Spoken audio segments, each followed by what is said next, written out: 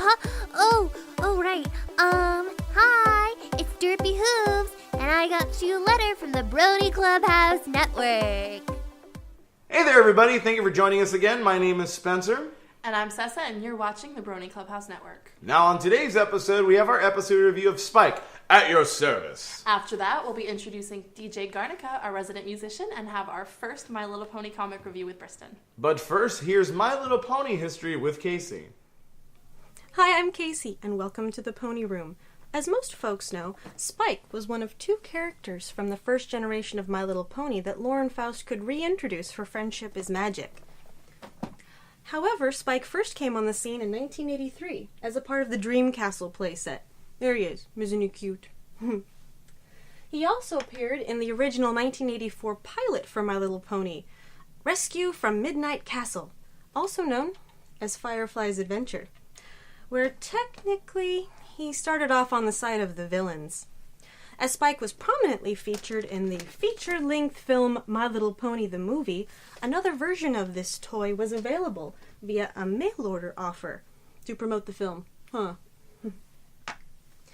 I love My Little Pony the Movie. It's my favorite of the G1 cartoons.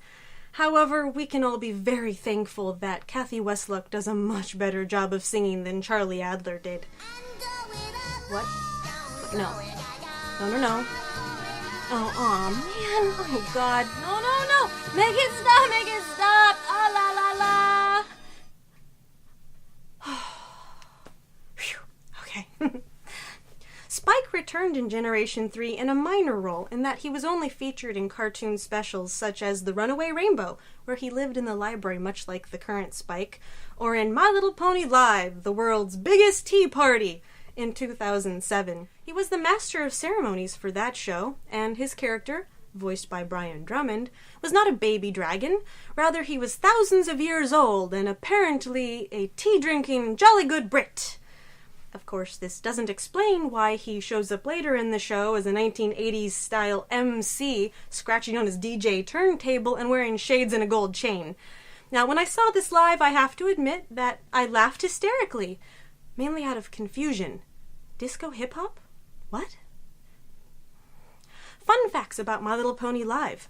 Minty, Wisteria, and Thistle Whistle were all voiced by Tabitha St. Germain. G3 Rarity, who was ironically ignored by Spike in the show, was voiced by Kathy Westluck herself. Sweetberry and So-and-So were voiced by the currently villainous Kathleen Barr. And the cute little breezies, Zipsy, Tralala, and Tiddlywink were voiced by Andrea Libman, Britt McKillop, and Chantal Strand, respectively. Hey, speaking of DJs, let's introduce another member of our staff. This has been My Little Pony History for the Brony Clubhouse Network. Word. Hi, my name is GARNiKA, otherwise known as DJ GARNiKA. I produce all of the music that you hear in the background for the BCN, such as this. And this. And I'm also an upcoming Southern California DJ. But the main reason I'm here is because I like to party. Link to my YouTube and SoundCloud in the description below. Bye!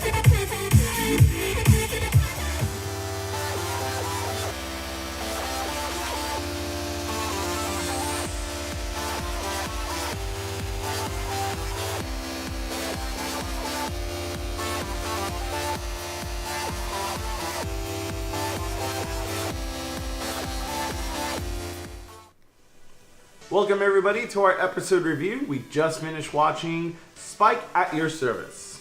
With us, we have Tyler, Justin, Cayci, and David. You want to start us off, David? Sure. Okay. So I thought this episode wasn't spectacular, but it wasn't great, so it was kind of in the middle.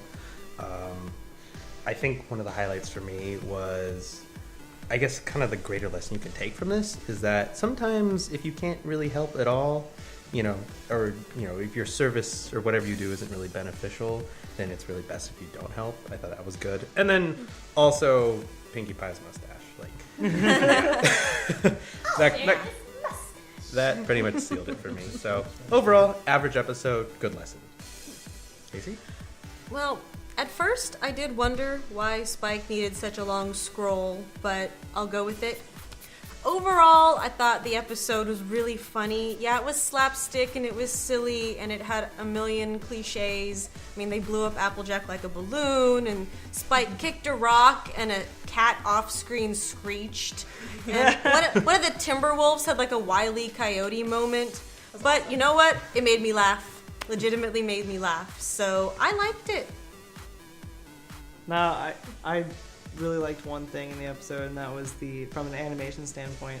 I really liked the three-dimensional Timberwolves, how they strayed away from the 2D, or they added the three-dimensional aspect with the Timberwolves into a 2D environment, which I thought, when I first saw it, I didn't really like it, but then after watching the entire episode with it, it grows on you. It's really interesting aspect that they incorporated. I liked it. It was cool.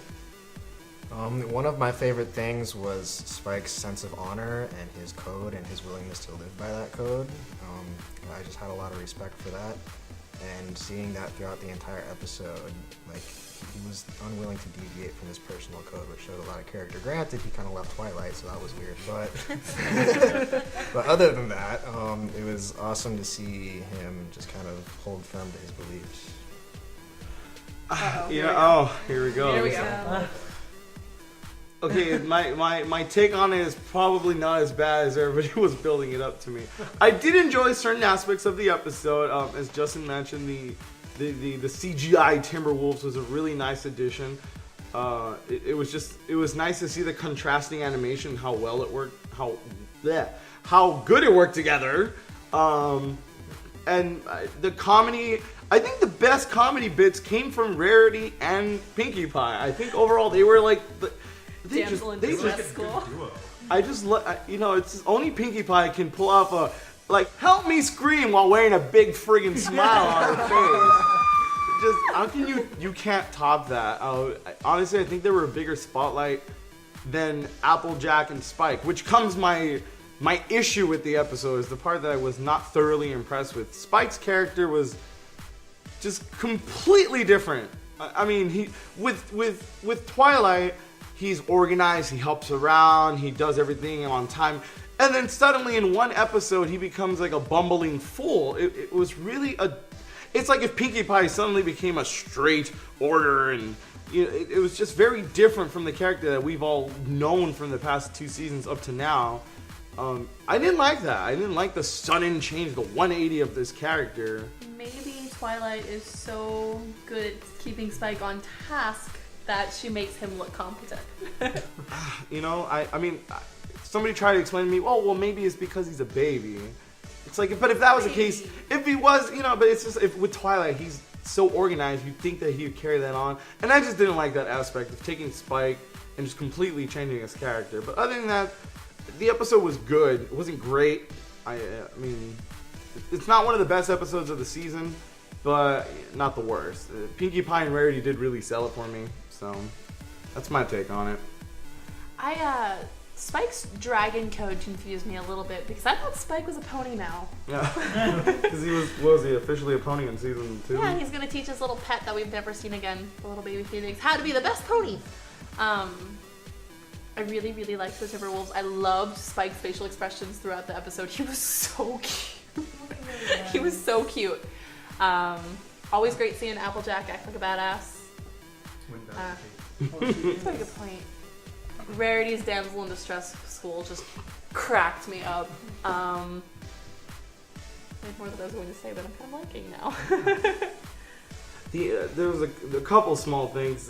Some of the animation either goof ups or the weird animation choices. Like the weird angle on Applejack's face, her profile is really off. Rarity was missing. They showed it for like a second, but it was really like, whoa, that threw me off. And then Rarity's horn just suddenly disappeared. She used her own magic to disappear her horn. It was really. It was an aesthetic choice, darling, and she decided it didn't work out. I hope so. I really hope so. The episode actually itself, the basis of the episode has kind of been done and done again. The random character saves another character's life and is now this slave. But it was still really enjoyable because they made it cute and funny. And I liked the episode. I don't care what she said. I liked the episode. It was Pinkie Pie and Rarity saved it for me. So there you go, guys. There we go. Thanks, everybody. Hi there, my name is Brisson, and I'll be doing the comic book review for My Little Pony Friendship is Magic issues 1 and 2. So the story thus far is the return of Queen Chrysalis. She's kidnapped the Cutie Mark Crusaders, and now it's up to the main six to rescue them. In the first issue, she tries to take over Ponyville, but the main six thwarted her. And now in the second issue, they have to go through a mountain pass in order to find the Changeling Kingdom. The story is kind of weak right now. It's really point A to point B, but that's not what really sells the comic book for me.